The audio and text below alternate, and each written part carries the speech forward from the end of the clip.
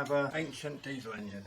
Bad idea. I had it on a wheelie thing that I wanted to use elsewhere, so got it up on the endless chain. Hard work hoisting. Pull on it and your weight goes into the chain and the heavy thing goes up. I tried lifting a granite post one and it was impossible. But at a recent trip to the auctions, I persuaded them to part company for a tenner. But just there it is. 2-ton hoist.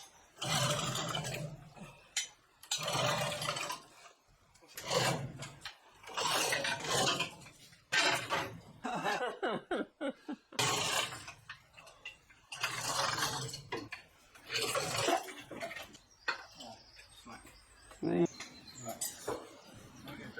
Yeah. Don't waste so much. Okay. That's good. Yeah.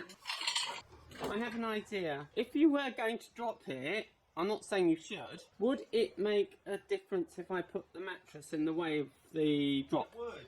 It was a brilliant idea, well done. Thank you, Jazz! Hey! Do you reckon it could even be 60s? 70s? It's,